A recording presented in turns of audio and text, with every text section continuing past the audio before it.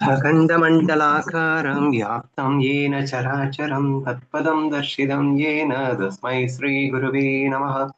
शङ्करं शङ्कराचार्यं केशवं बादरायणं सूत्रभाषकृतौ वन्ते भगवन्तौ पुनः पुनः। ईश्वरो गुरुरात्मेति मूर्तिभेदविभागिनि योऽहवद्यात्मदेहाय दक्षिणामूर्तये नमः। பவித்ர இந்திரயாணி நதிக்கரையில் மௌலி ஞானேஸ்வர மகாராஜின் சமாதியின் அருகில் அமர்ந்து கொண்டு அவள் தங்கை எழுதிய அவருக்காகவே எழுதிய தாட்டேஜி அபங்கம் என்ற ஒரு 12 அபங்கங்கள் கொண்ட அந்த தாட்டேஜி அபங்கத்தை இன்று முதல் நாம் தொடங்கி இருக்கின்றோம். அதில் படிப்படியாக என்ன சொல்லப்பட்டிருக்கிறது என்பதை நாம் காணலாம். அதற்கு முன்னாடி தாட்டேஜி அபங்கை பற்றின ஒரு சின்ன இன்ட்ரோடக்ஷன் நான் கொடுத்துட்றேன். ஸோ தட் ஹவ் இம்பார்ட்டன்ஸ் இது தாட்டேஜி அபங்கிஸ் அப்படிங்கிறது உங்களுக்கு எல்லாருக்குமே புரியும் அப்படின்னு நினைக்கிறேன். இந்த தாட்டேஜி அபங்கம் உருவான கதை அப்படின்னு ஒண்ணு இருக்கு. இந்த 4 பேர் ஞானதேவர், நிவர்த்திநாத், சோபான் அண்ட் முக்தாபாய், இந்த 4 குழந்தைகள் பெற்றவர்களை இழந்துவிட்டு ஊராரால் ஒதுக்கப்பட்டு மிகுந்த துயரத்திற்கு ஆளாகி கொண்டிருந்த அந்த வேளையிலே ஒரு ஞானதேவர் பிச்சைக்கு சென்ற போது அந்த பிச்சை உணவில் சாணியை எடுத்து போட்டு நிறைய துன்பங்கள் இழைக்கும் போது ஞானதேவர் கோபித்துக் கொள்வது போன்று ஒரு காட்சி அரங்கேறுகிறது. அதாவது ஊர் மக்கள் மேல் ஒரு கோபம் வந்து நேராக வீட்டுக்குள் சென்று கதவை அடைத்து தாளிட்டுக் கொண்டு உள்ளே அமர்கிறார்.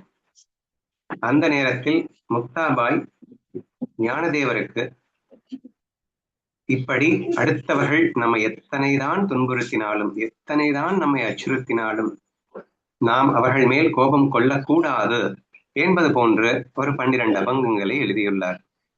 அதற்கு பெயர்தான் இங்கே தாட்டேஜி அபங்கம் என்று சொல்லப்படுகின்றது. இங்கே ஞானதேவருக்கே கோபம் வந்துவிட்டதா என்ற கேள்வி உங்களுக்கு எழ வேண்டிய அவசியம் இல்லை. உலக நலனை கருதி அவர் முக்தாபாயின் வழியாக இத்தகைய அபங்கம் உருவாக வேண்டும் என்ற நோக்கத்தோடு ஒரு லீலையாக அதை செய்ததாக நீங்கள் எடுத்துக்கொள்ள வேண்டுமே தவிர ஞானதேவருக்கே கோபம் வந்துருச்சா என்றெல்லாம் தேவையில்லாமல் நீங்கள் சந்தேகப்பட வேண்டிய அவசியம் இல்லை. அவர் அந்த லீலையின் காரணமாக இந்த தாட்டேஜி அபங்கத்தை உருவாக்கி இருக்கிறார் என்பதை புரிந்து கொள்ள வேண்டும். சரியா? அப்போ சர்க்கம்ஸ்டான்சஸ் என்ன, சிச்சுவேஷன் என்ன அப்படிங்கிறத நீங்க கவனிச்சீங்கன்னா,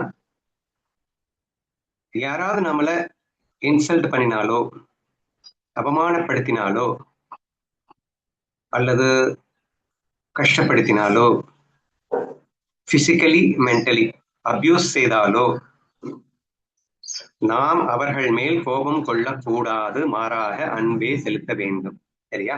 இது வந்து ஒரு பேசிக் குவாலிபிகேஷன் ஃபார் ஏ ஞானி. ஒரு ஞானி எப்படி இருப்பான் அப்படின்னா இப்படிதான் இருப்பான். சரியா? சோ இந்த விஷயத்தை, இந்த ஒரு சிச்சுவேஷனை மையமாக வைத்துக்கொண்டு முக்தாபாய் வந்து எல்லோருக்கும் புரியும்படியாக இதை எழுத வேண்டும் என்று அவருக்கு தோன்றி இருக்கின்ற காரணத்தினால் இந்த அபங்கம் உருவானது அப்படின்னு புரிஞ்சுக்கோங்க.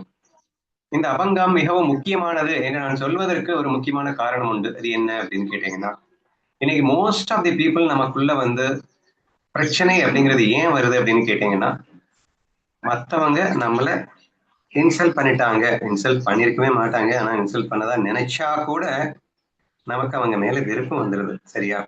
அப்போ இந்த ஒன்னஸ் ஃபீல் மிஸ் ஆகின்ற இடம், அன்பு மிஸ் ஆகின்ற இடம் எந்த இடம்னு கேட்டீங்கன்னா, இன்னொருவர் நம்மை தவறாக நடத்துகிறார், கஷ்டப்படுத்துகிறார், நெகட்டிவாக பார்க்கிறார். ஸோ இந்த மாதிரி நேரங்கள்ல டோட்டலாவே நம்ம லவ் மிஸ் பண்ணிடுறோம்.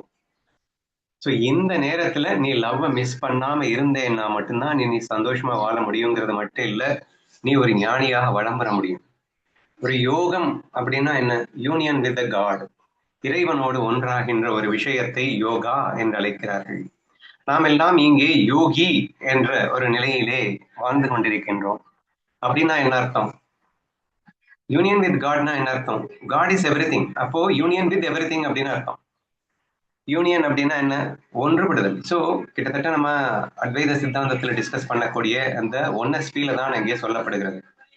சோ நீ ஒட்டுமொத்தமா இந்த உலகத்தில் உள்ள அத்தனை பேரையும் நீ ஒன்றாகவே பார்க்க வேண்டும், ஒன்னஸ் ஃபீலில் தான் இருக்க வேண்டும் அப்படிங்கிற அந்த ஒரு ஆஸ்பெக்ட எடுத்து சொல்வதற்காக உருவாக்கப்பட்டதுதான் இந்த தாட்டேஜி அபங்கம் அப்படின்னு எடுத்துக்கலாம். அது நிறைய உதாரணங்களோட அவ எடுத்து சொல்றா. ஒருவர் இந்த ஒன்னஸ் ஃபீல்ட்ல இருந்தேங்க அப்படின்னு சொன்னா ஆக்சுவலா இது ஒரு மேட்டராவே உங்களுக்கு தெரிஞ்சிருக்காது அப்படின்னு அர்த்தம். அன்பில் இருந்திருந்தால் இந்த மாதிரி இன்சல்டேஷன், அவமானங்கள் இவைகள் எல்லாம் நமக்கு ஒரு மேட்டராவே தெரியாது அப்படிங்கிறது ரொம்ப ரொம்ப முக்கியமான விஷயம். சரியா? சோ மிகுந்த நண்பர்களாக பழகுகிறார்கள். ஆனால் அவர்களுக்குள்ளே கூட மனக்கசப்பு எதனால் உருவாகிறதுன்னா, இவ எப்படியெல்லாம் என்ன பேசுறா தெரியுமா, இவ எப்படியெல்லாம் என்ன திட்டுறா தெரியுமா, இவ என்னென்னலாம் சொல்றா தெரியுமா என்று நாம் பேச வேண்டிய ஒரு அவசியம் ஏற்பட்டு விடுகிறது. ஆதலால் நண்பர்களுக்குள்ளே கூட நீ இந்த மாதிரி ஒரு இன்சல்டேஷன், அவமானம் வரும்போது நீ லவ் மிஸ் பண்ணிடுற. நண்பர்கள்கிட்டயே நீ லவ் மிஸ் பண்ற அப்படின்னு சொன்னா வேற எங்க நீ வந்து லவ் மெயின்டைன் பண்ண முடியும்? சோ தேர்ஃபோர் இது மிகவும் முக்கியம் வாய்ந்த ஒரு விஷயமாக கருதப்படுகிறது அப்படின்னு நான் இன்னொரு பாயிண்ட சொல்லுவேன். இன்னொரு எக்ஸாம்பிள் கூட சொல்லலாம். இங்க தீபிகா டிடிசி கிளாஸஸ் எடுக்கிறா. அந்த ஸ்டூடெண்ட்ஸ் ஒரு 15 பேர் ஒன்னா சேர்ந்து அவங்களா பிராக்டிஸ் பண்றாங்க. ஃபர்ஸ்ட் மந்த் பாத்தீங்கன்னா அவர்களுக்குள்ள பயங்கர பிரியம் ஏற்பட்டு விட்டு வேற லெவல்ல அவர்களுக்குள்ள அண்டர்ஸ்டாண்டிங் ஏற்பட்டு ஆஹா என்று சொல்லக்கூடிய ஒரு நிலையில் சென்று கொண்டிருந்த போது அதில் ஒரு பெண் உரிமை என்ற பெயரிலே கொஞ்சம் எக்ஸ்ட்ராவாக பேச டக்குன்னு நமக்குள்ள அகங்காரம் எந்திரிக்குது. யாரு இவ, யாரு என்ன இப்படி எல்லாம் பேசுறதுக்கு, என்ன அப்படி என்ன நான் வந்து இவளுக்கு இதாயிட்டேனா, என்னையே மிரட்டிக்கிறா, திட்டிக்கிறா, மேடமே கூட நம்மள ஒண்ணும் சொல்றது இல்ல, கூட படிக்கிற ஒரு ஸ்டூடெண்ட் தானே இவ அப்படின்னு சொல்லிட்டு தாட் ரைஸ் ஆக ஆரம்பிச்சிடுது. இப்போ கம்ப்ளீட் அவ்வளோ அண்டர்ஸ்டாண்டிங்கோட போன அந்த குரூப்ல பெரிய பிளவு. அப்போ ஒருத்தன் பிளந்த உடனே அந்த மாதிரி யாரெல்லாம் வந்து அவங்களால இன்சல்ட் பண்ணப்பட்டார்களோ அது ஒரு கூட்டணி சேர்க்கிறது, அதுக்கப்புறம் ஒன்னா சேர்ந்து அவனை எளிமையா பாக்குறது, அவனை என்ன பண்றது அப்படின்னு சொல்லிட்டு யோசிக்கிறது.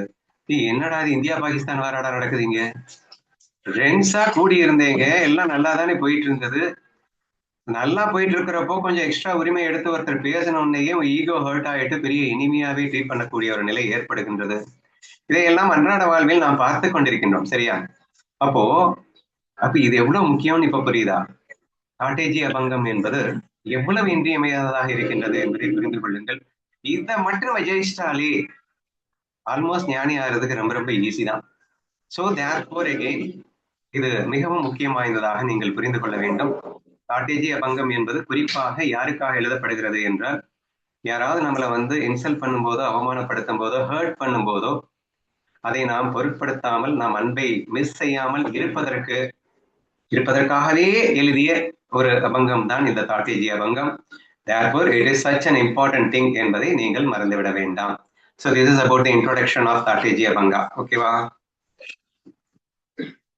இப்ப நம்ம போயிடலாமா? And a lot of thanks to Gemini first of all, because it is very nicely translate பண்ணி நமக்காக கொடுக்குது. நம்ம எப்படி இப்படியெல்லாம் கேட்கிறோமோ அப்படியெல்லாம் கொடுக்குது. சைட் பை சைடா கொடுன்னா கொடுக்குது, மேலேயும் கீழேயும் கொடுன்னா கொடுக்குது. என்ன அழகா எனக்கு மராட்டியை கொடுத்துட்டு இங்கிலீஷ் டிரான்ஸ்லேஷனை கொடுத்துட்டு தமிழ் டிரான்ஸ்லேஷன் கொடுன்னு கேட்டாலும் அழகா பண்ணி கொடுக்குது. எனக்கும் ஓரளவு மராட்டி தெரியும்ன்றதுனால படிச்சு பார்க்குற வரைக்கும் மிக அருமையாகவும் டிரான்ஸ்லேட் பண்ணி கொடுக்கின்ற அந்த ஜெமினிக்கு முதல்ல நன்றி செலுத்தி கொண்டு நாம் அடுத்து இதை தொடங்குவோம். சந்த ஜேனே வியாவே ஜக போலனே சஹாவே தரீச்சி அங்க தோரபண ஜாய நாகி அபிமான. தரிச்சா அங்கி தோரப்பண்ண ஜயானா அபிமான தரிச்சா அங்கி தோரப்பண.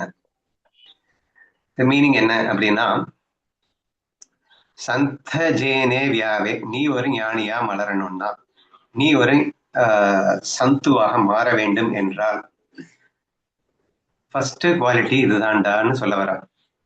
must learn to endure the criticisms of the world. ஜக போலனே சஹாவே, நமக்கே புரியுது பாருங்க. சஹாவேனா என்ன? சகித்துக்கொள் அப்படின்னு அர்த்தம். உலகம் உன்னை என்ன தூற்றினாலும் பேசினாலும் அதை சகித்துக்கொள். True greatness comes only to those who have completely shed their ego and pride. So உண்மையெல்லாம் அதாவது ஒருத்தன் வந்து பெரிய ஆளு சின்ன ஆளு அப்படின்னு நம்ம 1000 பேர் பேசிக்கிறோம். உண்மையிலேயே ஏன் பெரிய ஆளுன்னா எவ்வளவு அகங்காரத்தோடையும் எவ்வளவு ஒரு கடுமையாகவும் ஒரு பெருமை பீத்தலோடும் நம்மிடம் ஒருவர் நடந்து கொண்டாலும் நமக்கு அந்த ஈகோவும் பெருமையும் வந்துடக்கூடாது. That's the thing. சரியா? எவனொருவன் அகங்காரமும் பெருமையும் இல்லாமல் வாழ்கின்றானோ அவன்தான் உண்மையிலேயே பெரியவன் என்று இந்த ஸ்லோகம் சொல்லுகிறது. தமிழ்ல படிக்கிறேன். ஒருவர் துறவியாக அல்லது சாந்துவாக விரும்பினால் இவ்வுலகின் நிந்தனைகளையும் ஏச்சுக்களையும் பொறுத்து கொள்ள வேண்டும். யாரிடம் அகந்தை இல்லையோ அவரிடமே உண்மையான பெருமை வந்து சேரும். சரியா? சரி, இது என்ன டைரக்டா எங்களுக்கே புரியுது இல்லை, நீ என்னத்தை புதுசா எக்ஸ்பிளைன் பண்ண போற அப்படின்னு உங்களுக்கு தோணலாம். ஏன்னா புதிய பெரிய அத்வைத கிரந்தமா இருந்தா எல்லாரும் நீங்க வந்து நான் எக்ஸ்பிளைன் பண்ணணும்னு எதிர்பார்ப்பீங்க. இது எங்களுக்கு டைரக்டா தானே புரியுதில்ல அப்படின்னு உங்களுக்கு தோணும். இருந்தாலும் பொறுப்பை கொடுத்துட்டேங்கல்ல, என்னத்தையாவது சொல்லணும்ல, அதனால நான் சொல்லவா முதல்ல, யாராவது சொல்றீங்களா?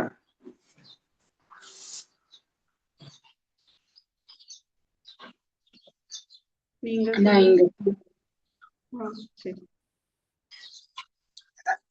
ஆனா இங்க துறவியாக விரும்பினால் அப்படின்னு சொல்றதே வந்து உனக்கு மோட்ச இச்சை இருந்தது அப்படின்னா, நீ மோட்சம் அடையணும் அப்படின்னு உனக்கு விருப்பம் இருந்தா அதுக்கு ஃபர்ஸ்ட் குவாலிட்டியா எதை வளர்த்துக்க சொல்றாங்கன்னா, இந்த உலகத்துல இருந்து வரக்கூடிய நிந்தனைகளை வந்து நீ ஏத்துக்கொள்ளணும், நீ வந்து அக்செப்ட் பண்ணிக்கணும் அப்படிங்கிற மாதிரி நான் தோணுதுன்னா. ஏன்னா அல்டிமேட் நம்மளோட கோல் என்ன அப்படின்னா, ஒவ்வொரு ஜீவராசிகளுக்கும் அல்டிமேட் கோல் என்ன அப்படின்னா அந்த ஒன்னஸ்ல போய் நம்ம மெர்ஜ் ஆகணும் அப்படிங்கிறதுதான்.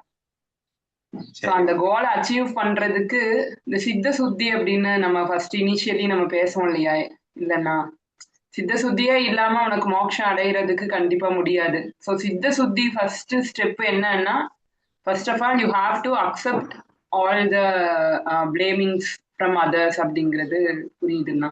சரி, ஓகே, நானே சொல்றேன். அதாவது டே டு டே லைஃப் எக்ஸாம்பிளே போயிடலாமே. இன்னைக்கு காலையில எனக்கு ஒரு போன், இந்த தீபிகா கிளாஸ்ல இருந்து என்னமோ பெரிய இந்தியா பாகிஸ்தான் வார் நடக்கிற மாதிரி எனக்கு ஒரு பெரிய கதை சொல்றாங்க. என்னடா நடந்ததுன்னா, இல்ல கிளாஸ்ல வந்து அவங்க இப்படி பேசிட்டாங்க, அதை தாங்க முடியாம ஒருவர் வந்து அந்த கிளாஸ்ல 10 பேர் இருக்காங்கன்னா ஒருத்தர் வந்து எனக்கு போன் பண்ணி இவங்க அப்படியெல்லாம் பேசுறது சரியான்னு என்கிட்ட கேட்டாங்க, எனக்கு ஹர்ட்டிங்கா இருக்கு, என்ன பண்றதுன்னு தெரியலன்னு சொன்னாங்க. உடனே அவங்க இன்னொருத்தருக்கு போன் பண்ணுங்க, உங்களுக்கு ஹர்ட்டிங்கா இருந்ததா அப்படின்னு கேட்க, ஆமா எனக்கும் ஹர்ட்டிங்கா இருந்தது. ஒரு 4 பேர் அணி சேர்ந்துக்கிட்டாங்க, அவங்க பேசுறது எனக்கு ஹர்ட்டிங்கா இருக்கு, இவங்க இப்படி இருந்தா என்ன செய்யறது, நம்ம இங்க கிளாஸுக்கு போவேனா, நம்ம ஒரு தனி டீம் ஃபார்ம் பண்ணுவோம், நம்ம தனியா கிளாஸ் எடுப்போம் என்று அவர்களுக்குள்ள பெருசா பேசிக்கிட்டாங்களாம். இப்படி இவ்வளவு பேச்சு அந்த பக்கம் நடந்துகிட்டு இருக்கு. இந்த பக்கம் அந்த ஹர்ட்டான பெண் இருக்கா இல்லையா, அந்த ஹர்ட்டான பெண் நேரடியாகவும் வந்து இப்படியெல்லாம் பேசினீர்களே, நீங்கள் எல்லாம் மனுஷியானா என்று நேரடியாக சத்தம் போட்டுவிட, இவளை இந்த கத்தி பேசினா இல்லையா அவ, ஐயோ எனக்கு தெரியாம போயிடுச்சு, நீங்க இந்த அளவு ஹர்ட் ஆயிருக்கீங்களா, என்ன மன்னிச்சிடுங்க என்று சொல்ல, இந்த மன்னிப்பு கேட்டதும் அந்த 10ல ஒரு 10க்கு வந்து ஐயா என்ன நீங்க ஒண்ணுமே பண்ணல, இதுக்கெல்லாம் மன்னிப்பு கேட்கறீங்கன்னு சொல்ல, அந்த 5 ஆள் டீம் ஃபார்ம் பண்ணுச்சுல்ல, அது பெருசா மன்னிப்பு கேட்டு என்ன இறக்கத்தை சம்பாதிக்க பாக்குறாளா, இதுவும் நடிப்பு, இதுவும் அகங்காரம் என்று அந்த பக்கம் பேச, இப்படி வண்டி பார்த்தேன்னு என்னமோ ஒரு பெரிய டீம் பிரிச்சுக்கிட்டு வாரம் நடக்கிற மாதிரி போயிடுச்சு என்று எங்கிடம் ஒரு பெரிய கதையை சொல்லி கொண்டிருந்தார். சரியா? அப்போ நான் சொன்ன அந்த வார்த்தை இந்த தாட்டேஜி பங்க்ல ஃபர்ஸ்ட் லைன்லயே வருது. சரியா? அதுதான் அந்த எக்ஸாம்ல நான் கொண்டு வந்தேன். நான் என்ன சொன்னேன்னா, அம்மா நீ இவ்வளவு நேரம் ஒரு பெரிய ஒரு வார பத்தி எக்ஸ்பிளைன் பண்ற மாதிரி பேசிட்டு இருக்க, ஆனா ஒரு விஷயம் புரிஞ்சுக்கோ, எனக்கு ஒரு மேட்டராவே எனக்கு தெரியல இது, நீ என்னமோ ஒரு பெரிய இந்த யுத்தத்தை பத்தி பேசுற மாதிரி, இப்ப நான் என்ன பண்றதுன்னு தெரியல, அடுத்து நான் என்ன பண்ணணும்னு தெரியலன்னு வந்து ஒரு கொஸ்டின் கடைசியில முடிக்கிறாங்க. சரியா?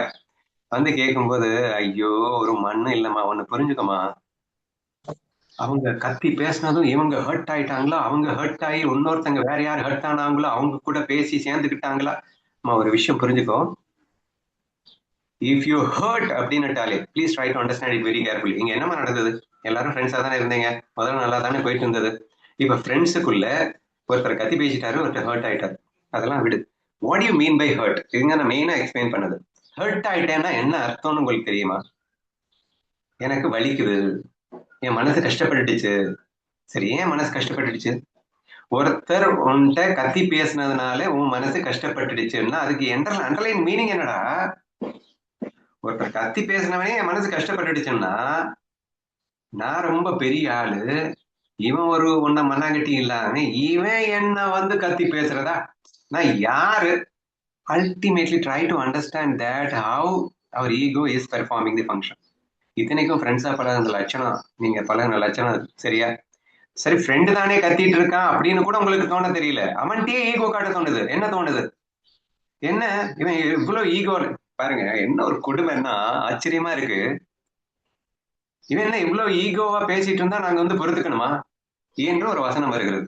அப்ப கத்தி பேசுனது ஈகோன்னா ஹர்ட் ஆனது ஈகோ இல்லாம என்னங்க? எனக்கு புரியல. அதாவது ஈகோ இருந்தா மட்டும்தான் ஹர்ட் ஆகும். இந்த ஃபர்ஸ்ட் பங்கத்துல என்ன சொல்லியிருக்கான்னா ஒன்லி ஈகோ ஹர்ட்ஸ். நீ ஈகோ இருந்தா மட்டும்தான் நீ இன்னொருத்தன் எதையாவது பேசும்போது ஹர்ட் ஆவ. சரியா? இந்த பாயிண்ட மிஸ் பண்ணிட்டு என்ன ஈகோ இருந்தா இவ இப்படி கத்தி பேசலாம் அப்படின்னு கேக்குறியே, இப்ப நீ ஹர்ட் ஆயிட்டேல. ஹர்ட் ஆயிட்டேன்னா அதுக்கு என்ன அர்த்தம் தெரியுமா உனக்கு? இவ யாரு என்ன வந்து கத்தி பேசுறதுக்கு? நான் என்னமோ பெரிய ராஜா மாதிரி, இவன் சேவகன், இவன் என்ன கத்தி பேசுறதா? சோ திஸ் இஸ் தி ஹர்ட்டுக்கு ரீசன் என்னன்னு புரிஞ்சுக்கோ. It is because of ego you are hurting. உங்ககிட்ட ஈகோவே இல்லை அப்படின்னா, நீ ஒரு சமபாவனையில் இருந்திருந்தேன்னா, ஃப்ரெண்டா பார்த்திருந்தேன்னா, அவன் கத்தி பேசுறானா, டே லூசு கொஞ்சம் மெதுவா தான் பேசேன், இதுக்கு எது கத்தி பேசுற? இல்ல லூசுன்னு கூட சொல்ல வேணாம். ஏய் எதுக்கு இப்ப நீ கத்தி பேசிட்டு இருக்க? சாப்பிட்டா பேசலாம் இல்ல, அன்போட பேசிட்டு போயேன். உங்ககிட்ட அன்பு இருக்குல்ல, உங்ககிட்ட அகங்காரமே இல்ல இல்ல. அங்கதானே அகங்காரம் இருந்துச்சு, அவன் கத்திட்டான்னு பேசுனேன். இப்ப உங்ககிட்ட லவ் இருக்குல்ல, உங்ககிட்ட அன்பு இருக்குல்ல. ஏய் ஏய் ஏய் எதுக்கு இப்ப நீங்க கத்தி பேசுறீங்க? சாஃப்டா பேசலாம் இல்ல. ஃபர்ஸ்ட் ஆஃப் ஆல் நீங்க ஹர்ட்டே ஆக மாட்டீங்க. அதையும் மீறி லேசா ஹர்ட் ஆனா கூட பேசினா கூட பரவாயில்ல. ஆனா அது உள்ளுக்குள்ள ஒரு எனிமி பாவத்தை வளர்த்துக்கிட்டு, டிஸ்லைக்ஸை வளர்த்துக்கிட்டு, வேற ரேஞ்சுக்குள்ள வண்டியை ஒரு பெரிய டீம் ஃபார்ம் பண்ணிட்டு போறீங்களே, என்னையா நடக்குதுங்க? So please just imagine how this first abhanga is how important அப்படிங்கிறது உங்களுக்கு புரியுதா? இப்ப என்ன அழகா எக்ஸ்பிளைன் பண்றா, எடுத்தவனே என்ன சொல்றா, ஒரு துறவியாக விரும்பினால் அதை விடுங்க, நீ ஒரு மனுஷனா வாழணும்னாலே இது தேவைங்க. இல்லைங்க நீங்க சந்தா மாறுறது. மனுஷனா நிம்மதியா வாழணும்னா எவனாவது என்ன சொன்னாலும் ஈஸியா பொறுத்துக்கிட்டு போகணும்ல. ஈகோ வச்சிருந்தா நீ வந்து மனுஷனா மட்டும் நல்லா வாழ்ந்துருவியாகும்.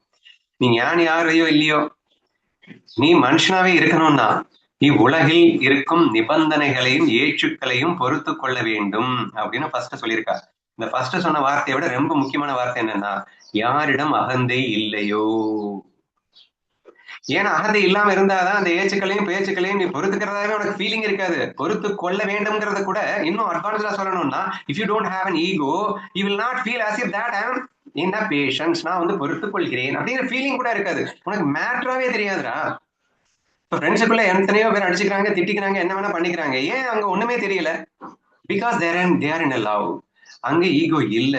ஈகோ இல்ல, அன்பு மட்டுமே இருக்குன்னா எப்படி வேணா திட்டிக்கலாம், எப்படி வேணா அடிச்சுக்கலாம் கூடங்க. ஃப்ரெண்ட்லி கேம்ல நம்ம என்ன சொன்னோம், ரெண்டு மல்யுத்த வீராங்கனைகள் அடிச்சு புடிச்சு சண்டை போடுறாங்க அப்படின்னு சொன்னோம். பட் அவங்க ஹர்ட் ஆனாங்களா? எங்க பிசிக்கலா பயங்கரமா ஹர்ட் பண்ணிட்டு இருக்காங்க, ஆனா மென்டலி ஹர்ட் ஆனாங்களா? ஏங்க ஹர்ட் ஆகல? It is just because of love. அன்பு அப்படிங்கிறது இல்லை அப்படின்னா, அல்லது அகங்காரம்னு இருந்தா மட்டும்தாங்க ஹர்ட் ஆகும். சோ தேர்ஃபோர் இவ்வுலகின் நிபந்தனைகளையும் ஏற்றுக்களையும் பொறுத்து கொள்ள வேண்டும் அப்படின்னா ஹர்ட் ஆகாதேன்னு அர்த்தம். ஏன்னா ஹர்ட் ஆகலைன்னா தானே நீ வந்து பொறுத்துக்க முடியும். பயங்கரமா ஹர்ட் ஆயிடுச்சு, ஹர்ட் ஆனதுக்கு அப்புறம் பொறுத்துக்க சொல்லலைங்க. நீ ஹர்ட் ஆகலைன்னா you can able to be, அதை ஈஸியா பொறுமையா ஹேண்டில் பண்ண முடியும். அப்படி ஹர்ட் ஆகாம இருக்கணும்னா அகந்தை இல்லாம இருக்கணும். அகந்தை இல்லாம இருந்தேன்னா ஆட்டோமேட்டிக்காக அங்கே பெருமையும் வந்து சேரும். இது அடுத்த படி, சரியா? அது நமக்கு தேவையில்லை, ஆனாலும் வந்து சேரும். ரியல் கிரேட்னஸ் அப்படின்னு சொல்லியிருக்கா. உண்மையிலேயே நீ பெருமைக்குரியவனாக வாழ வேண்டும் என்று ஆசைப்பட்டால் அகந்தை இல்லாமல் வாழும்போது தானடா நீ பெருமைக்குரியவனாக வாழ முடியும். அவன் கத்திட்டாங்கிறதுக்காக நீயும் சேர்ந்து இந்த பக்கம் குதிச்சுட்டு இருந்தேன்னா தென் நீ என்ன பெருமைக்குரியவன்? இப்ப உனக்கு எனக்கு அவளுக்கு என்ன டிஃபரன்ஸ் எனக்கு தெரியல என்றெல்லாம் நீங்கள் சிந்திக்க வேண்டாமா? ஸோ டீப்பா சிந்திச்சு பாத்தீங்க அப்படின்னா how foolish we are to be in an ego அப்படிங்கிறது புரியும். அந்த ஈகோங்கிறது உங்களுக்கு என்ன நன்மையை கொடுத்துச்சுன்னு எனக்கு தெரியல. உயிர் நண்பனாக இருக்கும் போதும் கூட அவன் ஏதோ ஒன்று சொல்லிட்டான் அப்படிங்கிறதுக்காக ஹர்ட் ஆயிட்டு அவனையே இனிமையா பார்த்துட்டு நீங்கள் ஒரு வேதனையை அடையக்கூடிய ஒரு நிலையைத்தானே இந்த அகங்காரம் கொடுத்தது. அப்ப நீங்க இந்த லட்சணத்தை வாழ்ந்துட்டு இருக்கும்போது அவ எக்ஸ்ட்ரீமா பேசியிருப்பா அடுத்த அபங்கத்துல, நீங்க டைஜஸ்ட் பண்ணுவீங்களான்னு கூட தெரியாது. எக்ஸ்ட்ரீமா எவ்வளவு பெரிய வேதனைகள், எனிமையே வந்து ஒன்னு அடிச்சாலும் பிடிச்சாலும் நீ அவனை ஃப்ரெண்டா பார்த்து நீ ஈகோ இல்லாம இருந்தா நீ ஹர்ட் ஆக மாட்டேங்கிற ரேஞ்சுக்கு அவ அடுத்தடுத்து பேசுவான்னு வச்சுக்கோங்களேன். But first try to understand it. இங்க என்ன தெளிவா சொல்லியிருக்கா சிம்பிளா, நீ ஒரு ஷந்தாக விரும்பினால் அல்லது ஒரு மனிதனாக வாழ விரும்பினால் அல்லது சந்தோஷமாக வாழ விரும்பினால், இந்த துறவிங்கிறதும் சந்தோஷங்கிறதும் ஒண்ணுதாங்க. சரியா? என்னமோ சந்துனாலும் துறவினாலும் என்னமோ நினைச்சிட்டாரு. It is just if you want to be happy permanently, நீ ஆனந்தமாக வாழ விரும்பினால், நிரந்தர ஆனந்தத்தில் இருக்க விரும்பினால் அப்படி எடுத்துக்கோங்க. சரியா? விரும்பினால் இவ்வுலகின் நிபந்தனைகளையும் ஏற்றுக்களையும் பொறுத்துக்கொள்ளும். What do you mean by நிபந்தனை? Conditions. The people will put lot of conditions. இப்படித்தான் இருக்கணும், அப்படித்தான் இருக்கணும், இப்படித்தான் இருக்கணும். Peoples will put conditions. ரெண்டாவது, நீ பெரிய நீ பெரிய இவளாட்டம் இருக்க, ஆஹா ஓகோன்னு சம்திங் லைக் தட், ஏற்றுக்கள் இதெல்லாம் வரும். அதை 100% சந்தோஷமாக ஏற்றுக்கொள். This is the way you have to understand. சரியா? பொறுத்துக்கொள் அப்படின்னா என்ன அர்த்தம்? சந்தோஷமாக ஏற்றுக்கொள் அப்படின்னு அர்த்தம். If you are able to சந்தோஷமாக ஏற்றுக்கொள் அப்படின்னா ஆட்டோமேட்டிக்கா நீங்க பொறுத்து கொண்டீங்கன்னு அர்த்தம். இன்கேஸ் நீங்க அதை சந்தோஷமா எடுத்துக்காம ஹர்ட் ஆயிட்டு பொறுத்துக்கிட்டேங்கன்னு சொன்னீங்கன்னா நீங்க ஏமாத்திக்கிறீங்கன்னு அர்த்தம். Please try to understand why இந்த பொறுத்துக்கொள்ள வேண்டும் என்ற வார்த்தைக்கு நான் என்ன விளக்கம் கொடுக்குறேன்? சந்தோஷமாக ஏற்றுக்கொள்ளுதல் இஸ் ஈக்குவல் டு பொறுத்துக்கொள்ளுதல் அப்படிங்கிற ஒரு விளக்கம் நான் கொடுக்க ட்ரை பண்றேன். சரியா? ஏன்னா அவரு ஞானதேவர் வந்து பொறுமைக்கு எக்ஸாம்பிள் சொல்லும்போது, அதாவது இவன் எத்தனை பயங்கரமான வேதனைகள், அதாவது உலகமும் சேர்ந்து தாக்கினாலும் அவன் மயிர் முனை அளவு கூட வணங்காது அப்படின்னு சொல்ற மாதிரி, பொறுமை படைத்தவன் அப்படிங்கிறவன் ஹர்ட் ஆக மாட்டான் அப்படிங்கிறது தான் அவர் எக்ஸ்பிளைன் பண்ணியிருப்பாரு. அவன் அதை ஆனந்தமாக ஏற்றுக்கொண்டால் மட்டுமே அங்கே ஹர்ட் ஆகாமல் இருக்க முடியும்னு அர்த்தம். சரியா? இப்ப பொறுத்துக்கொள்ள எப்ப பொறுத்துக்க முடியும்? சந்தோஷமா ஏத்துக்கிட்டாதானே பொறுத்துக்க முடியும். இப்ப நீ வந்து ஒரு குழந்தை வந்து அம்மாவை வந்து ஓங்கி அடிக்குது. சரியா? அடிக்கும்போது அந்த அம்மா ஆனந்தமாக அதை ரசிக்கிறது. விளைவாக அந்த வேதனை வரும் தான், ஆனா பொறுத்துக்கணும்ல. அதை பொறுத்து கொள்ள வேண்டும். இப்ப புரியுது அவங்களுக்கு. அப்ப அந்த அம்மாவுக்கு வலிக்காதுன்னு இல்லை, குழந்தை அடிச்சாலும் வலிக்கும் தான். ஆனா என் குழந்தை ஏதோ அவள் தெரியாதனமாக அரிக்கிறாள் என்று அந்த அன்பை அவள் மிஸ் செய்யாதிருந்த காரணத்தினால் அவள் அதையும் ரசித்தால் விளைவாக பொறுத்து கொண்டாள்னு புரியுதா? அப்ப சந்தோஷமாக ஏற்றுக்கொள்ளுதல் மட்டுமே இங்கே பொறுத்து கொள்ளுதல் என்பது உங்களால் புரிந்து கொள்ள முடிகிறதா? Many people will misconfuse that. பொறுத்துக்கணுங்க, அப்ப பல்ல கடிச்சுக்கிட்டு பொறுத்துக்கிறது இல்லைங்க. பொறுத்துக்கிறது பல்ல கடிச்சிட்டேனாலே நீ பொறுத்துக்கலன்னு அர்த்தம். So you should feel it like, இப்ப இறைவனின் பிரசாதமாக ஏற்றுக்கொள் அப்படின்னு சொன்னா அப்படியே பல்ல கடிச்சுக்கிட்டா எடுக்கிறது. It is not like that. So இங்கே பொறுத்து கொள்ளுதல் அப்படிங்கிறது சொல்லும் போதே நீ அதை சந்தோஷமாக ஏற்றுக்கொள்ளுதல் என்ற மீனிங்கோடு நீங்கள் ஏற்றுக்கொண்டால் இது எடுத்துக்கிட்டீங்கன்னா சரியா வரும். பட் தட் இஸ் பாசிபிள் அகந்தை இல்லாமல் இருக்கும்போது. அது எப்ப முடியும்? ரொம்ப ஈஸியா கேட்பீங்களா? என்ன பேச்சு பேசிட்டு இருக்க, ஒருத்தன் வந்து திட்டிட்டு இருப்பானா, ஏச்சு பேச்சு எல்லாம் பண்ணிட்டு இருப்பானா, ஆனா நான் சந்தோஷமா எடுத்துக்கிறேன். நான் என்ன லூசா அப்படின்னு கேட்டா, ஆமா அந்த இருக்கிற வரைக்கும் நீ லூசா தான் சொல்ல வேண்டியது இருக்கு. சரி பரவாயில்ல, ஆமாடா அப்படி எடுத்துக்க முடியும்டா. எப்போன்னா நீ அகந்தை இல்லாமல் இருந்தா கண்டிப்பா அது முடியும்டா. உங்ககிட்ட ஈகோ இல்லைன்னா அது முடியும்டா. என்ன அப்படி பேசிட்டு இருக்கீங்க? நான்லாம் என்கிட்ட ஈகோவே இல்லையே. What you mean by ego? ஈகோனா என்ன? நீ பெரிய ஆளுன்னு அர்த்தம். என்னை எவனும் திட்டுறதுக்கு அருகதை இல்லை என்ற அர்த்தம். That is what we call it as ஈகோங்க. எங்க ஒருத்தன் என்ன திட்டுறான், எனக்கு வலிக்குதுன்னா என்னங்க அர்த்தம்? வலிச்ச மொமெண்ட்ல இவன் என்னை திட்டுவதற்கு அருகதையற்றவன், இவன் என்னை திட்டுவதா? இஸ் இட் நாட் தட் ஹர்ட்டுக்கு காரணம்? ஹர்ட் பின்ன எப்படி ஆகும்? ஒருத்தன் திட்டுறான், அதை நான் வந்து கவலையே படல அப்படின்னு சொன்னா, அப்ப நான் வந்து அந்த கிரேட்னஸ் ஃபீல்ல இல்ல. நான் யாரு, இவன் வந்து என்ன திட்டதா அப்படிங்கிற ஃபீலிங் இல்லைன்னா தானே உனக்கு ஹர்ட் ஆகாது. அப்போ ஹர்ட் பண்ண வச்சதே இது. உன் ஈகோ தானே உன்னை ஹர்ட் பண்ண வைக்குது. நீ என்னமோ பெரிய ஆளாக்கும், அவன் வந்து உன்னை திட்டின உடனே இவன் வந்து என்ன திட்டதா, அந்த ஃபீல் தானங்க ஹர்ட். வேற என்னங்க ஹர்ட்டாக இருக்க முடியும்? நீ அடியனுக்கும் அடியன் பாவத்தில் நீ இருந்திருந்தானே எவனாவது திட்டினானா, சரி போ திட்டிட்டு போட்டோன்னு ஃப்ரீயா தானே போவ. உங்ககிட்ட ஈகோ இல்லைன்னா திட்டுறது ஒரு மேட்டராவே எனக்கு தெரிஞ்சிருக்காதே. சரி விட, அவன் தெரிஞ்சதை அவன் பண்ணிட்டு போறான்னு ஃபீல் பண்ணிருக்கேன். இல்ல லவ் கூட வேணாங்க, ஈகோ இல்லாம இருந்தாலே போதுங்க. ஆனா ஈகோ இல்லாம இருந்தா ஆட்டோமேட்டிக்கா லவ் வந்து சேருங்க. அதுவும் உண்மைதானே. அப்ப பியூர் லவ்ல இருக்கும்போது எவனா திட்டுறானா திட்டிட்டு போ, நீ தானே திட்டுற, பரவாயில்ல, நீயும் நானும் ஒண்ணு தானே, அது ஒன்னா ஃபீல் லவ்னா, சரியா? இப்போ ஆட்டோமேட்டிக்கலா ஹர்ட் அப்படிங்கிறது வராது என்று உங்களுக்கு புரிகிறதா? ஸோ தேர்ஃபோர் கொஞ்சம் லென்த்தியா பேசிட்டேன்னு நினைக்கிறாங்க. இது வந்து நம்ம குரூப் மெம்பர்ஸ்குள்ளேயே கூட இருக்குங்க, கேவலமா இருக்குங்க. என்ன சொல்றீங்க? 10-15 வருஷமா நாங்க வந்து ஆன்மீகத்திலேயே கரைச்சு குடிச்சிட்டு இருக்கோம், மணிக்கணக்கில் நாங்க பேசிட்டு இருக்கோம்.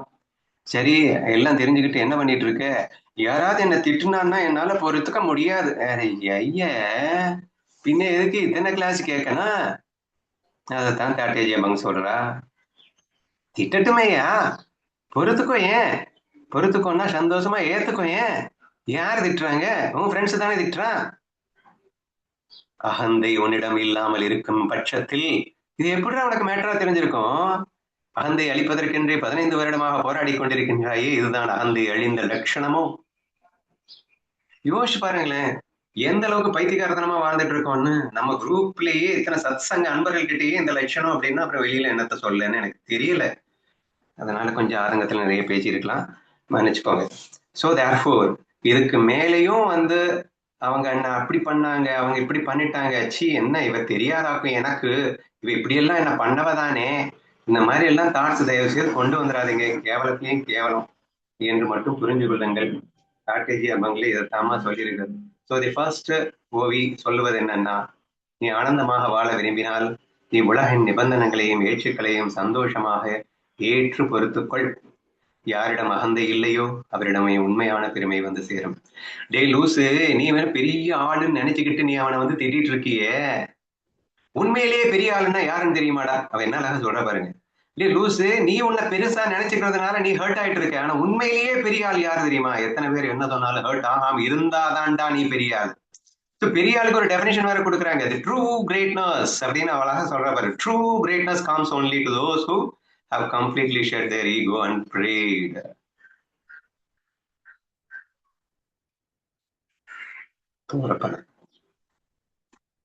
அப்போ உண்மையிலேயே நீ பெரிய ஆளாக விரும்பு. நீ ஈகோ அப்படிங்கறதுல பெரிய ஆளுன்னு நினைக்கிறதுனால நீ மத்தவங்களை வேறையா பார்த்து நீ அவங்களை டிஸ்லைக் பண்ணி நீ அவங்க ஹர்ட் ஆயிட்டு நீ கஷ்டப்படுறது மட்டும் இல்லாம நீ சின்னவன் ஆகி கொண்டிருக்கின்றாய். நீ பெரியவன் ஆகணும்னா நீ லவ் பண்ணு, நீ வந்து பொறுத்துக்கோ, யார் என்ன சொன்னாலும் பொறுத்துக்கோ என்ற இந்த ஒரு ஓவி உங்களுக்கு புரியுதா இல்லையான்னு நீங்களே சொல்லுங்கம்மா. கேட்டுட்டு இருக்கிறவங்க யாருக்காவது புசுக்குன்னு ரோசம் வரக்கூடிய கேசஸ் இருக்கா? இனிமே ரோசம் வராம பார்த்துக்கோங்க.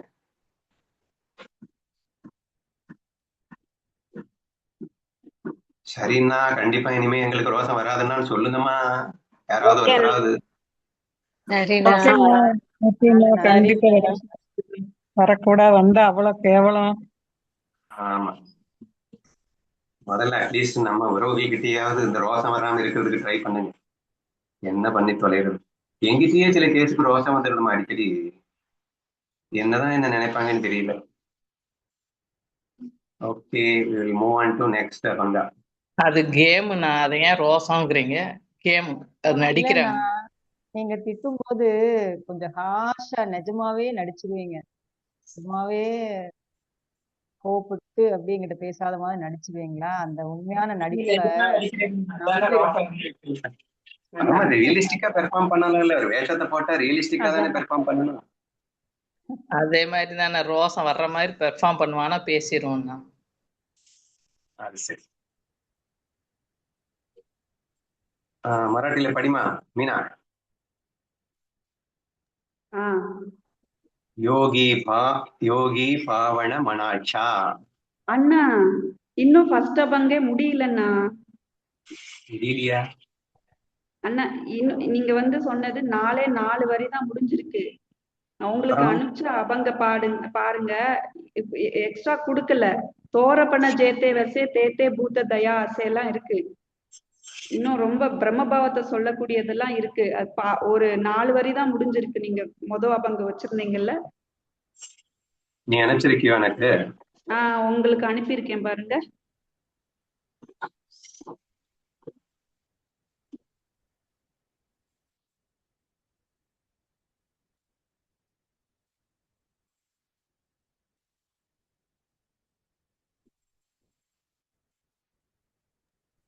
அஹ் இந்த தமிழ்ல அனுப்பியிருக்கேன், இங்கிலீஷ்லயுமே அனுப்பியிருக்கேன்மா.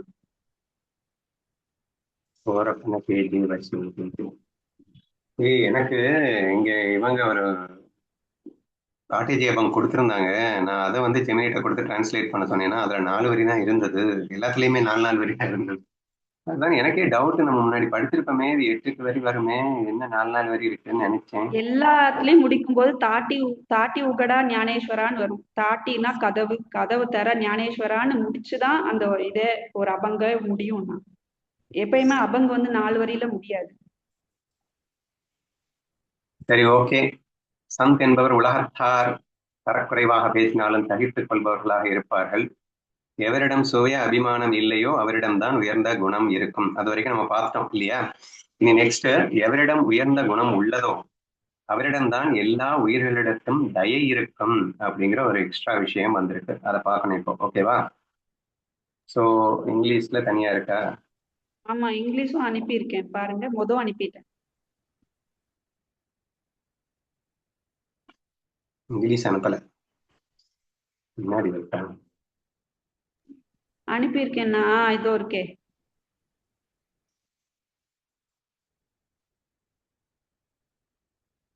A saint is one who tolerates criticism and remains unaffected. One who does not have the ego can have noble qualities. His nobility can be perceived in his kindness and empathy towards all beings.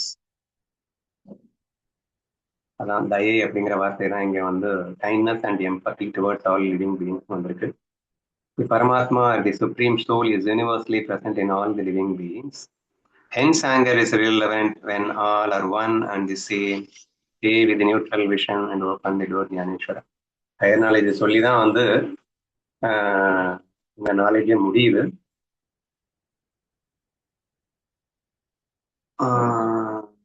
என்ன பண்ணலாம் அப்படின்னு நினைக்கிறேன்னா,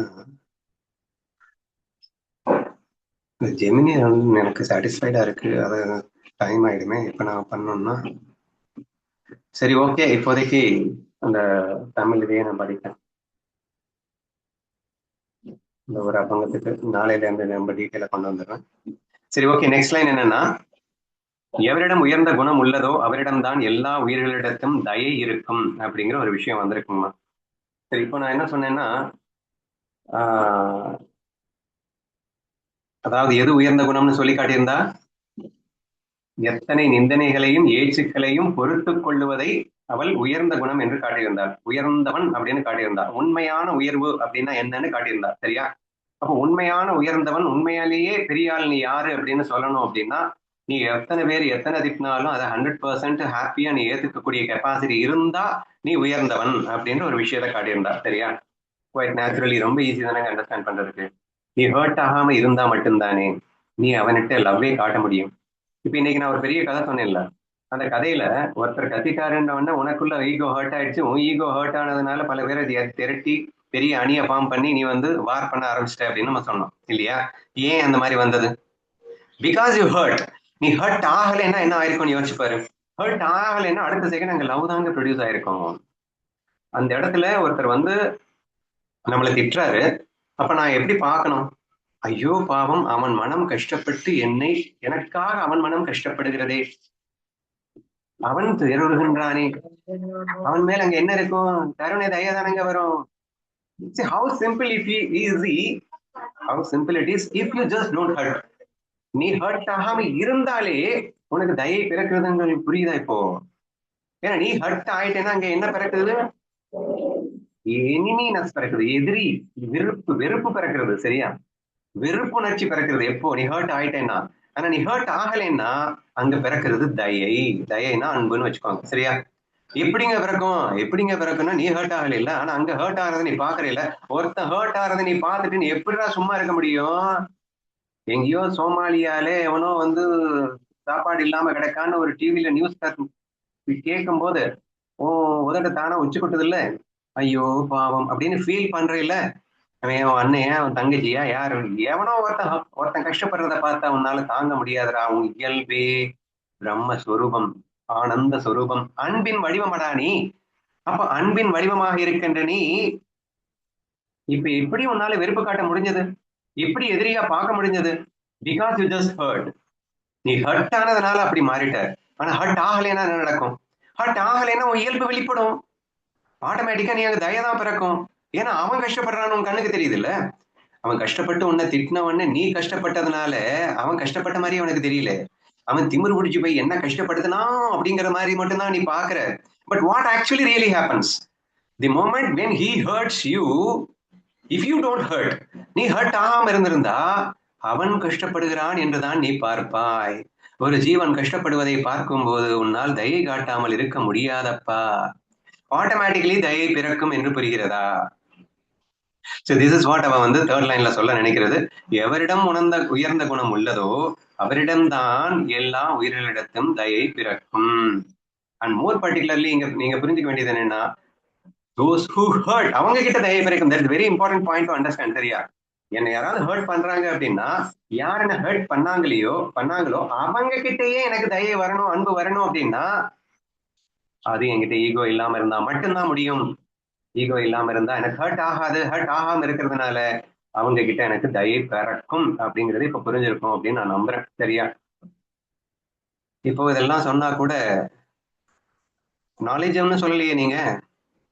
என்னமோ நம்ம சொரூபமே அன்பின் சொரூபம்னு சொல்றீங்க, எங்கேயோ சொமாலியால இருந்தா உச்சி குட்டுவேன்னு சொல்றீங்க, அப்படியா அப்படின்னு சொல்லிட்டு சில பேருக்கு தோணும்ல, அவங்களுக்கும் ஏதாவது சொல்லணும்ல. So that is what it has been written in the final line. நம்மிடம் உள்ள பிரம்ம சைதன்யமே எல்லா ஜீவன்களிலும் உள்ளது. அனைவரும் ஒருவராகவே இருக்கும்போது யார் யாரிடம் கோபப்படுவது? இப்படி சமதிருஷ்டியுடன் இருந்து கொண்டு கதவை திறவாய் ஞானேஸ்வரா. எல்லாருமே அத்வைத ஞானத்துல தேர்ச்சி பெற்றவர்கள். அதனால it's not a big thing to understand. பிரம்ம சைதன்யம், ஜீவ சைதன்யம், ஈஸ்வர சைதன்யம் என்றெல்லாம் நாம் பேசி இருக்கின்றோம் அல்லவா?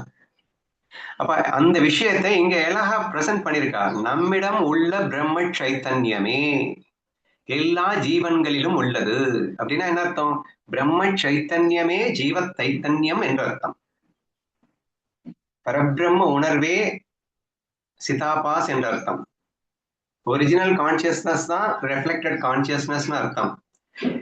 இங்கே ஜீவனாக பல ஆயிரமாக விரிந்திருந்தாலும் உண்மையில் அந்த பிரம்மமே இங்கே இந்த ஜீவன்களாக பல ஆயிரமாக விரிந்திருக்கின்றது என்ற அர்த்தம். சோ த டோட்டல் ஹையர் நாலேஜ ஸ்லைட்டா கோடிட்டு காட்டுறா. ஏன்னா ஞானதேவரும் உங்களை மாதிரி பெரிய எக்ஸ்பர்ட் தானே, எல்லாம் தெரிந்தவர்கள் தானே. சரியா? அவர் லீல பண்ணிட்டு இருக்காரு, நீங்களும் லீல தானே பண்ணிட்டு இருக்கீங்க. அதனால ரொம்ப டீட்டெயிலா எக்ஸ்பிளைன் பண்ணணும்னு அவசியம் இல்லை. சொன்னா டப்புன்னு புரிஞ்சுக்க மாட்டீங்களா என்ன? ஏய் தெரியாதா நீ யார்? என்ன நீ என்ன இந்த உடலா? நீ பிரம்மண்டா. ஏய் அவங்க யாரு? அது எல்லாமே பிரம்மண்டா. ஜீவன்களாக வேஷம் தரித்திருக்கின்ற அத்தனையும் உண்மையில் பிரம்மண்டா என்று அந்த பிரம்ம சைத்தன்யமே இங்கே எல்லா ஜீவன்களிலும் உள்ளது. சரியா? ஒன்ஸ் இந்த ஒன்னஸ் ஃபீல் வந்துருச்சு அப்படின்னு சொன்னா ஆட்டோமேட்டிக்கா மாயா ஃபீல் வந்துடும். மாயையில விளையாட்டுக்காக தான் எல்லாமே இங்க இருக்குன்னு வந்துடும். இல்ல நம்ம இன்னும் அதிகமா என்ன சொல்லிட்டு இருக்கோம் அப்படின்னா, you are the only one transformed into the world நம்ம சொன்னோமா இல்லையா? உன்னுடைய மனம் இந்த மாயையே இந்த உலகமாக விரிந்திருக்கிறதுன்னு சொன்னோமா இல்லையா? நீ ஒருத்தன் தான் இங்க இருக்க. உன்னுடைய ஒரே ஒரு அந்த பிரம்ம சைதன்யம் நீ மட்டுமே தான் உன் மனம் என்னும் மாயா சக்தியை கொண்டு இங்கே உலகமாக விரிந்திருக்கிறோம்னு சொன்னோமா இல்லையா? அப்ப எல்லா ஜீவன்களாகவும் உனது மாயா சக்தியை கொண்டு பிரம்மமான நீயே தான் அங்கே இருக்கின்றாய்ன்னு சொல்லியிருக்கோமா இல்லையா? Then how could you see something is different from you? இரண்டாவதாக ஒன்று இல்லவே இல்லாத போது இன்னொன்று என்று பார்க்க முடியாத போது எப்படி நீ யாரிடம் கோபப்படுவது? அழகா கேட்டு முடிக்கிற பாத்தீங்களா? So if you are well versed in the higher knowledgeல இருந்தீங்க அப்படின்னு சொன்னா, நீங்க பிரம்மமா இருந்தீங்கன்னா உன் கண்ணுக்கு எல்லாமே பிரம்மமா தான் தெரியும். ஞானேஸ்வரில் ஞானதேவர் சொல்லியிருக்காரு, ஜீவன் முக்தனுக்கு இவ்வுலகில் உள்ள அத்தனை பேருமே ஜீவன் முக்தர்களாகவே காட்சியளிப்பார்கள் என்று. ஏனென்றால் இங்கேயும் இருப்பது அந்த பிரம்ம சைதன்யம் தான், எங்கும் இருப்பது எல்லாமாக இருப்பது பிரம்ம சைதன்யம் தான். பிரம்ம சைதன்யம் தான் அப்படின்னு சொல்றது நான் தான் சொல்லலாமே.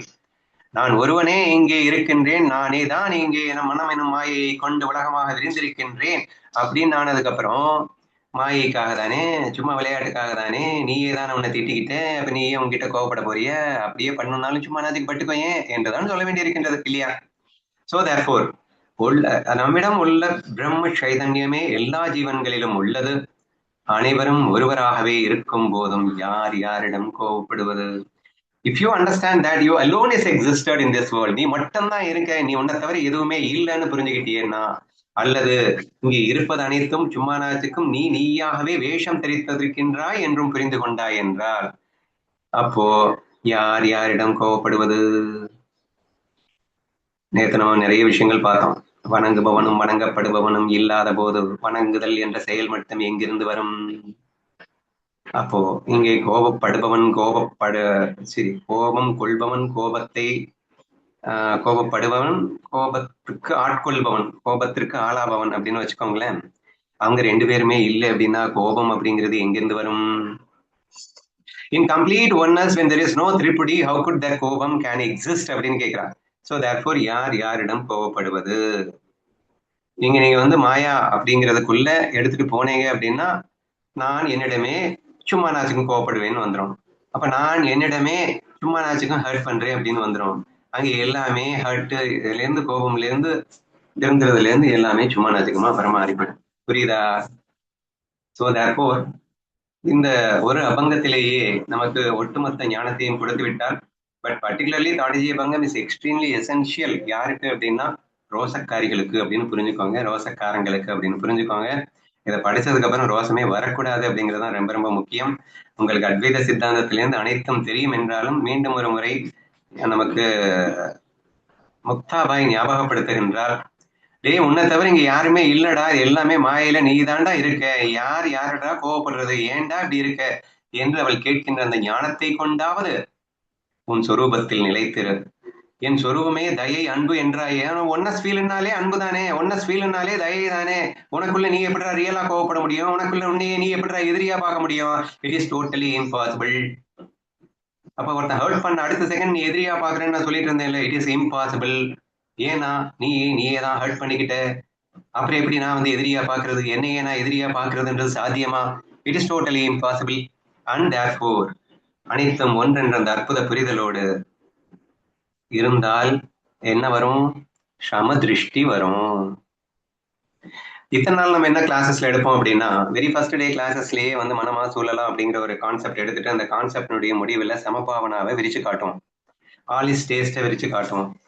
ஏன்னா இந்த மனசுதான் எல்லாத்துக்கும் காரணம் அப்படின்னு சொன்னா, அப்ப அந்த மனசை நீ எப்படி வச்சுக்கிறது அப்படின்னு கேட்கணும். அப்படிங்கிறப்போ ஆலிஸ் டேஸ்ட்ல வை, சமபாவனையில வை, கிருஷ்ண பிரசாதமா எல்லாத்தையும் ஏத்துக்கோ அப்படின்னு நம்ம சொல்றோம். சரியா?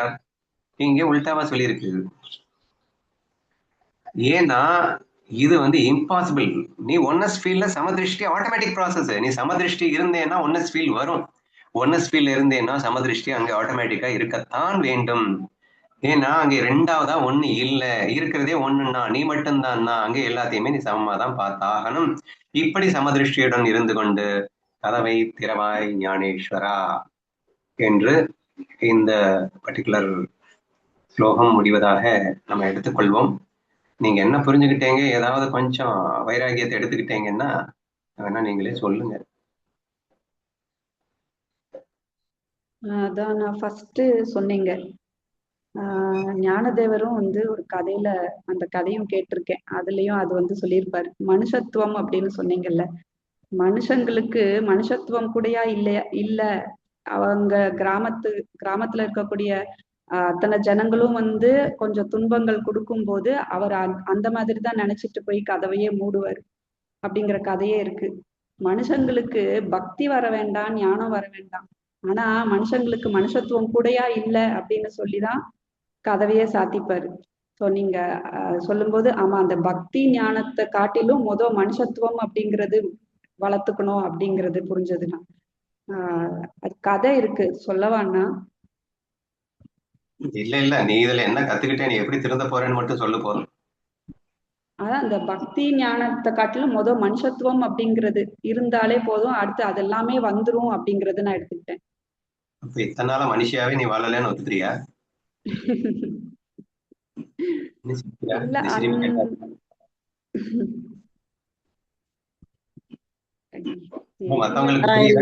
புரிஞ்சுக்கிட்டேன்னு சொல்லட்டேன்னா, நான் என்ன புரிஞ்சுக்கிட்டேன்னு சொல்லட்டேன்னா, இது ஃபர்ஸ்ட் துறவியாக இருந்தா நீயும் ஒரு ரோசக்காரி தானே, சொல்லு சொல்லுன்னு.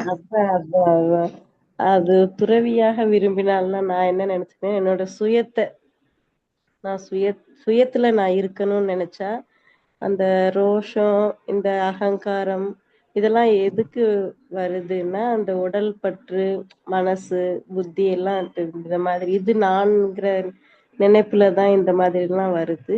இத வந்து விட்டுட்டோம்னா என்னோட சுயத்திலேயே இருந்தேன்னா அந்த அந்த ஞானம் பிரம்மத்துவம் கிடைக்கும். இறைவன் ஆகலாம். ஃபர்ஸ்ட் படி வந்து இறைவன் ஆகலாம். அந்த மாதிரி தான் இருக்கு. இப்போ நான் இது கேட்டதுல இருந்து இனிமே ரோஷப்படக்கூடாதுன்ட்டு ஒரு வைராகியம் எடுத்திருக்கேன். ரொம்ப சந்தோஷம். நான் ராஜம் என்று இருக்கும் வரை உன்னால் ரோசப்படாமல் இருக்க முடியாது. அதனால் அந்த அகந்தை, நான் ராஜம் என்கின்ற அகந்தையை விட்டுவிட்டு இந்த உடல் மனம் நான் என்ற அந்த அகந்தையை விட்டுவிட்டால் கண்டிப்பாக நான் பிரம்மம் என்று வரும்போது இதெல்லாம் மேட்டராகவே தெரியாது. ரோஷம் அப்படிங்கிறது ஒரு சுவையாகவே மாறிவிடும். அதாவது ஏச்சுக்கள் பேச்சுக்கள் என்பது சுவையாகவே மாறிவிடும் என்பதை புரிந்து கொள்ளும். ஓகேவா?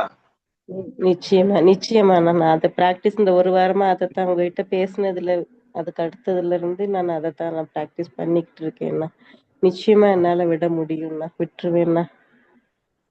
நீ என்னமா புரிஞ்சுக்கிட்ட? சொல்லுங்க. நான் சொல்லவானா? சொல்லு. எனக்கு என்ன புரிஞ்சதுன்னா இன்னைக்கு எனக்கு ரோஷமே இல்லைன்னு சொல்லுவே இல்ல நீ. இயற்கையிலேயே எனக்கு ரோஷமே கிடையாதுன்னா அப்படின்னு உன் கிரிமினல் மைண்ட் ஒண்ணு ஏமாத்திட்டு இருக்குன்றத மட்டும் நினைச்சுக்கிட்டு. ஆமா ஆமா, அதுதான் சொல்ல வரேன். அது இவ்வளவு நாள் வந்து சகித்துக்கொள்னு சொல்லுவாங்க. நான் சகிச்சுக்கிறேன்னு நினைப்பேன்.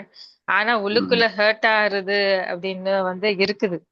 அது ஹர்ட் ஆகி சகிச்சுக்கிறேன். நீங்க சொன்ன மாதிரி சந்தோஷமா ஏத்துக்கிறேனா அப்படின்னா அது இது டவுட் தான். அப்ப நீங்க இப்ப சொன்னதுல இருந்து என்ன தெரியுதுன்னா, ஈகோ இருக்கிறவன், கத்தி பேசுறவன் திட்டுறவன் அவங்க தான் ஈகோல இருக்கிறான்ட்டு இன்னொருத்தனை தான் நினைச்சிட்டு இருக்கேனே தவிர இந்த ஹர்ட் ஆகும்போது ஹர்ட் ஆறதுதான் ஈகோன்னு சொல்லிட்டேங்க இப்போ. சோ ஈகோ இருக்கிறவன் தான் ஹர்ட் ஆவான்னு சொல்லிட்டேங்க. அப்போ அதுக்கு ஈக்குவல் நான் தான் அப்படின்னு நானும் அதே ஈகோல அவ்வளவு அந்த அளவு ஈகோல இருக்கிறதுனாலதான் நான் ஹர்ட் ஆறேன் அப்படின்னும் போது இது நாள் வரைக்கும் அப்படி பேசுறவங்கதான் ஈகோல இருக்காங்கன்னு நினைச்சது தப்பு. நான் தான் ஈகோல இருக்கிறேன். என்ன இருந்தாலும் இங்க நான் ஈகோல இருக்கிறதுனாலதான் ஹர்ட் ஆறேன் அப்படிங்கிறது நல்லா புரிஞ்சுது. அது சந்தோஷமா. நான் சொல்லிடுறேன், இந்த ஒரு point is extremely important point. Vidya சொன்ன பாயிண்ட் இறுக்கி பிடிச்சிட்டாலே போதும், நம்ம ஜெயிச்சிடலாமா? ஏன்னா நீங்க ஹர்ட் ஆன செகண்ட்ல அடுத்தவனை நீங்க வந்து ஈகோயிஸ்டிக்கா பாக்குறீங்களே தவிர, ஆனா நான் ஹர்ட் ஆனா நான் ஈகோயிஸ்டிக்னு நீங்க பாத்துட்டீங்க அப்படின்னாலே நீங்க இந்த ரோசம் அப்படிங்கிறது உங்களுக்குள்ள வரவே வராது. அந்த ஈகோவை பிடிச்சிடலைங்க, தூக்கி எரிஞ்சிருவீங்க, ஆட்டோமேட்டிக்கா ஜெயிச்சிடலாம். It's very very valid point. இறுக்கி பிடிச்சிப்பாங்க. அடுத்துவா. அதான் இந்த சரி சொல்லு சொல்லு. இரு வித்யா முடிக்கட்டும். அதுக்கு உனக்கு என்ன அவசரம்? சொல்லுமா. இந்த ஒரு பாயிண்ட் ரொம்ப எடுத்துக்கணும்னு தோணுச்சு. சரி, அதுக்கு ரீசன் என்னன்னா, நான் வந்து என்கிட்ட அன்பு இல்லை, அன்பு இருக்கிறவன் வந்து அதை வந்து ஹர்ட் ஆக மாட்டான் அப்படின்னு சொல்லும்போது, அந்த அன்பு ஏன் இல்லைன்னு சொல்லும்போது நான் வேற அவங்க வேற நினைச்சிட்டுட்டே இருக்கிறதுனாலதான் அந்த அன்பு இல்லாம போகுது. அதுல சொன்ன மாதிரி இந்த ஒன்னஸ் ஃபீல வந்து டெவலப் பண்ணிட்டேன்னா நானும் அங்கே அதுவும் நானும் இங்க இதுவும் நானுன்னு சொல்லும்போது ரெண்டுமே ஒண்ணுன்னு சொல்லும்போது நீங்க சொன்ன மாதிரி அந்த திரிப்புடி இல்லாம யார் யார்கிட்ட கோவப்படுறது அந்த ஃபீல் வரும். ஸோ ஒன்னஸ் ஃபீல் மிஸ் பண்றோம் அன்பு இல்லாம. அதனால நான் ஹர்ட் ஆறேன், என்னோட ஈகோனாலதான் ஹர்ட் ஆறேன்னு புரிஞ்சுதுண்ணா.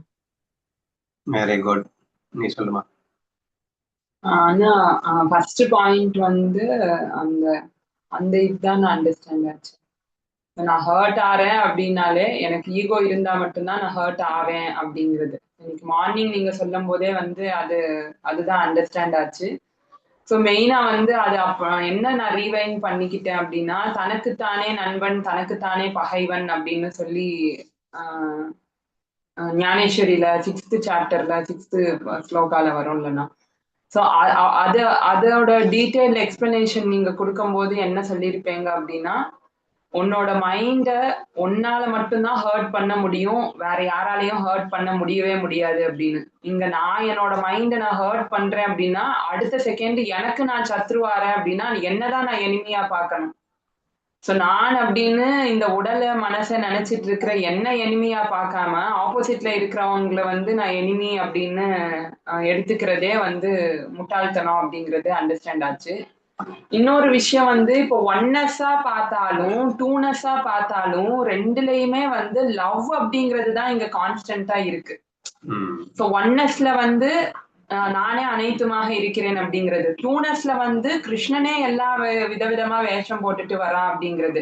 இப்ப எனக்கு பிடிச்ச ஒருத்தனை நான் வந்து எனிமையா பாக்குறேன், நான் டிஸ்லைக் பண்றேன் அப்படின்னா அதை விட ஒரு பக்திக்கு ஒரு இழுக்கு வந்து ஒண்ணுமே கிடையாது. ஏன்னா எப்பவும் சத்சங்கம் வந்து கேட்டுட்டே இருக்கோம். ஸோ கிருஷ்ணான்னா என்னோட எனக்கு கன்னடா தான் பிடிக்கும் அப்படின்னு நம்ம சொல்லிக்கிறோம், நினைச்சுக்கிறோம். ஸோ அது ரியலா இருந்தது அப்படின்னா அந்த டூனஸ்லயும் அங்க லவ் மட்டும்தான் இருக்கும். ஸோ ஒன்னஸ் இருந்தது, ஒன்னஸ்லன்னா சொல்லவே வேண்டாம். ஸோ அங்க சமாதானப்படுத்திக்கிறதெல்லாம் கிடையாது. ஒன்னஸ்ல ஆட்டோமேட்டிக்கா அந்த லவ் அப்படிங்கிறது என் மேல, இப்ப என் கை ஒரு கை வேலை செய்யலைன்னா இன்னொரு கை வந்து எல்லாமே பண்ணுது இல்லையா? ஒரு கை ஈகோல இருக்கு, இது திமிரு பிடிச்சு போய் இருக்கு அப்படின்னு சொல்லி இன்னொரு கை ஒண்ணுமே பண்ணாம இருக்குதா? இல்ல. சோ அந்த மாதிரி நம்ம வந்து இத எடுத்துக்கணும் அப்படின்னு நினைக்கிறேன் நான். அப்புறம் இன்னொன்னு, இப்போ லெஃப்ட் ஹேண்டால வந்து நம்ம ஒரு சில வேலைகளை செய்ய முடியாது. ரைட் ஹேண்ட் எப்பவுமே நம்ம ரைட் ஹேண்ட்லயே பழகிட்டு லெஃப்ட் ஹேண்ட் வந்து ஒரு சில பழக்கத்துக்கு அது ஆகாது. அப்ப வந்து லெஃப்ட் ஹேண்ட் இது சோம்பேறி, இதுக்கு கூட வேலைக்கு இல்லை அப்படின்னு சொல்லி நம்ம நினைக்கிறோமா? ஸோ அந்த மாதிரி வந்து அந்த ஒன்னஸ்ல இருக்கிறதுனால தானே அங்க வந்து நம்ம ரெண்டையுமே அக்செப்ட் பண்ணிக்கிறோம். இது ஒரு மேட்டராவே நமக்கு தெரிய மாட்டேங்குது. கண்டிப்பா.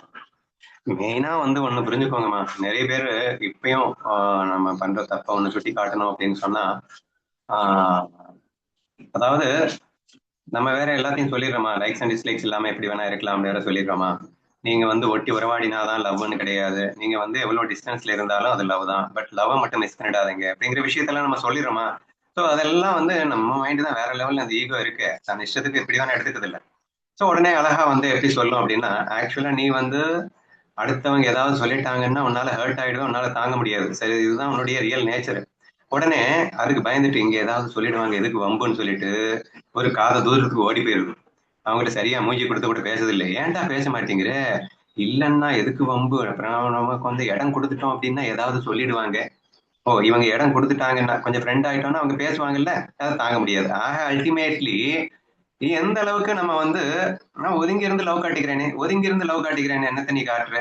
பயந்துட்டு இருக்கடா லூசு, பயமா லவ்? லவ்ல என்ன பயம் மண்ணாங்கட்டி இருக்க போகுது? So it doesn't mean that நான் வந்து விலகி இருந்து நான் நேசிக்கின்றேன் அப்படின்னு நல்லா வேணா ஏமாத்திக்கலாம். ஸோ ஒருத்தங்களை பிடிக்கலன்றதுதான் ரீசன் விலகிறதுக்கு. ஏன்னா பிடிக்காதவங்க திட்டினா அதை ரொம்ப வலிக்கும் வேற, சரியா? அதனால பிடிச்சவங்க திட்டினா அதை விட வேகமா வலிக்கும், அது வேற விஷயம், அது அப்புறமா பார்க்கலாம். ஸோ அந்த பிடிக்காதவங்க திட்டும் போது ஈகோ ஹர்ட் ஆகுது, பிடிச்சவங்க திட்டினாலும் ஹர்ட் ஆகும்ன்றத இப்போதைக்கு எடுத்துக்க வேணாம். அப்படி இருக்கிறதுனால நீங்க வந்து விலகி வந்துட்டு நான் வந்து லவ்ல தான் இருக்கேன், எனக்கு ரோல் இல்லை, நான் வேடிக்கை தான் பார்ப்பேன் அப்படின்னு சொல்லிட்டு இருப்பாங்க, சரியா? ஸோ இப்படி எல்லாம் நம்ம மனசு ஏமாத்திட்டு இருக்குன்னு புரியுதா? So try to think over it seriously, how foolish we are and how we are cheating ourselves அப்படிங்கிறத தயவு செய்து புரிந்து கொள்ளுங்கள். ஸோ அடுத்தடுத்த அவங்களையும் சேம் திங் நம்ம வந்து ஒரு 10-12 நாளைக்கு பேச போறோம். அதனால அதுக்கு அப்புறமாவது இந்த ரோஷம் அப்படிங்கறது தூக்கி போய் எறியறதுக்கு வழியை பார்ப்போம். ஆனா நீங்க சொன்ன செகண்ட் பாயிண்ட்ல நிறைய இடத்துல இருக்கிறோம், நான் லவ்ல இருக்கோம் சொல்லிட்டு அவங்க நம்ம கொஞ்சம் இடம் கொடுத்தா நமக்கு ஏதாவது சொல்லிடுவாங்க, திடீர் பதில் நம்ம சொல்ல வேண்டியிருக்கும். லவ்ல நமக்கு சொல்ல தெரியாது இல்ல, அதனால நிறைய இடத்துல அந்த மாதிரி ஏமாத்திக்கிறோம்னா அகங்காரம் வந்து நம்மள ஏமாத்துது அந்த நேரத்துல. நீங்க ஃபர்ஸ்ட் பாயிண்ட் வந்து நம்ம ஏற்றுக்கொள்ளுதல்ல இருக்கோம், ஆனா அந்த சகிப்புத்தன்மை இருக்கிறோம்னு நினைச்சுக்கிறோம், அது கட்டாயம் இல்லைன்னு அந்த மூமெண்ட்ல தானே தெரியுது, அந்த ஈகோ ஹர்ட் ஆகும் போதுதான் தெரியுது. இப்போ வந்து இத வந்து எல்லாம் சகித்தன்மைலாம் இருக்கா அப்படிதான் தோணும். ஆனா அப்பதான் அண்ணா சொன்னாங்க விசுத்தி சக்கரா வீக்கு, அதுக்கு நீ அதுக்கு ஸ்ட்ரென்தன் பண்றதுக்கு தியானம் பண்ணு அப்படின்னு அந்த இது சொன்னாங்க. ஆனா அகங்காரம் வந்து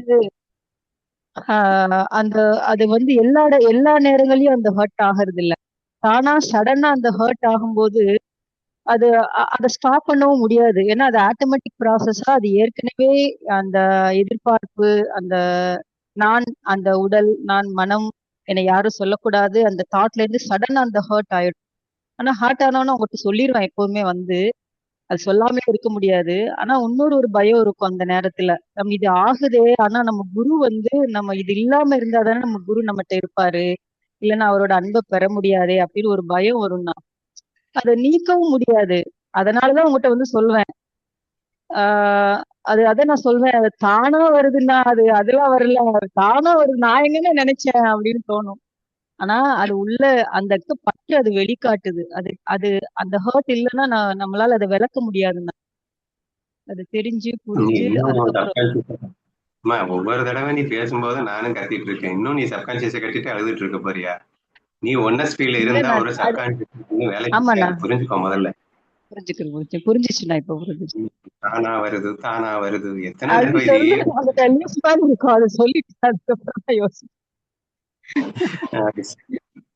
ஆனா வித்யாக்கா சொன்ன மாதிரிதான் ஃபீல் ஆனதுன்னா, முதல்ல நம்ம ஹர்ட் ஆனாலே நமக்கு அகங்காரம் இருக்கு.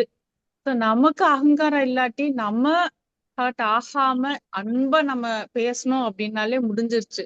ஆனா ஹர்ட் ஆயிட்டு அவங்கதான் என்ன இப்படி பிஹேவ் பண்றாங்க அப்படின்னு நம்மளையும் நம்ம கஷ்டப்படுத்திட்டு அதுக்கப்புறம் நம்ம வந்து கிருஷ்ணா ஃபீல் அதுக்கப்புறம் நான் பொறுத்துக்கிறேன் அப்படின்னு அந்த சந்தோஷத்தை இழந்துட்டு தான் எல்லாமே கொண்டு வந்துட்டே இருந்திருக்கோம்.